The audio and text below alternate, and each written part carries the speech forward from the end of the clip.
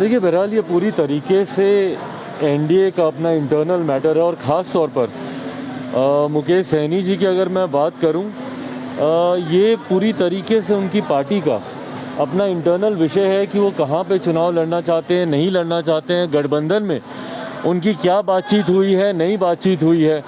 आमतौर पर हम लोग देखते हैं कि जब किसी एक राज्य में गठबंधन होता है तो वो उस राज्य तक के लिए ही सीमित रहता है वो गठबंधन, और बाकी राज्यों में आपके पास स्वतंत्रता होती है। अगर आप लड़ना चाहते हैं आप लड़ सकते हैं, बट बहरहाल ये 1-to-1 इक्वेशन पर डिपेंड करता है। मुझे नहीं पता कि गठबंधन के वक्त मुकेश सहनी जी या उनकी पार्टी की क्या बातचीत हुई थी भारतीय जनता पार्टी से, क्या बातचीत नहीं हुई थी, बट हाँ जिस तरीके से दरारें खुल के सामने आ रही हैं, भारतीय जनता पार्टी की तरफ से बहुत कुछ कहा जा रहा है, मुकेश सहनी जी अपने स्टैंड पे मजबूती से वो कायम है।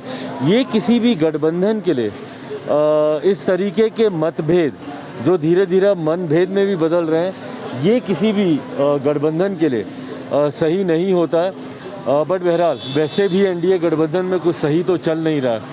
ये तो फिर भी छोटे क्षेत्रीय दल हैं। अगर आप गठबंधन की दोनों प्रमुख दलों को भी अगर आप देखेंगे तो जिस तरीके से मौजूदा मुख्यमंत्री नीतीश कुमार जी की पार्टी और भारतीय जनता पार्टी के बीच में जिस तरीके से टकरार चल रही है और अपने आप को वर्चस्व की लड़ाई में बड़ा दिखाने में दोनों लगे हुए हैं, विभिन्न मुद्दों पर दोनों आमने सामने हैं गठबंधन।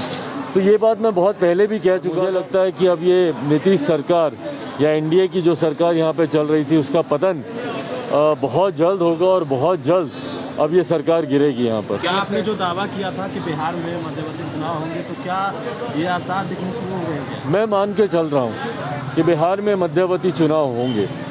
कोरोना की वजह से जो यात्रा मुख्यमंत्री जी की, जिस तथाकथित, मैं इसको तथाकथित ही बोलूँगा, समाज सुधार, क्योंकि मैं नहीं मानता कि बिहारियों को सुधारने के लिए मुख्यमंत्री जी को ऐसी किसी यात्रा पर निकलने की ज़रूरत है। बट बहरहाल जिस तथाकथित समाज सुधार यात्रा पर मुख्यमंत्री जी निकले थे, ऐसी यात्राओं पर अमूमन वो तभी निकलते हैं जब वो खुद चुनाव की तैयारियों में लगते हैं। वैसे हम लोग मुख्यमंत्री जी को बड़ी से बड़ी घटनाएं हो जाती हैं, हम लोगों ने आज तक कभी नहीं देखा कि मुख्यमंत्री नीतीश कुमार जी कहीं जाते हों या किसी परिवार से, पीड़ित परिवार से, जहरीली शराब से नालंदा में ही कितने लोग मर गए, उनका गृह जिला, पर आज तक हम लोगों ने मुख्यमंत्री को कहीं नहीं देखा कि वो कहीं आए जाएँ।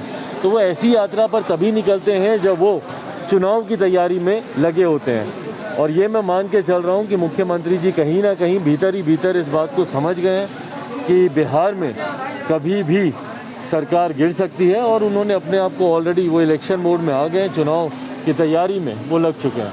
तो मुकेश सहनी ने जो बयान दिया उसके बाद बीजेपी के कई नेता कह रहे हैं कि चिराग पासवान को एनडीए में लाना चाहिए।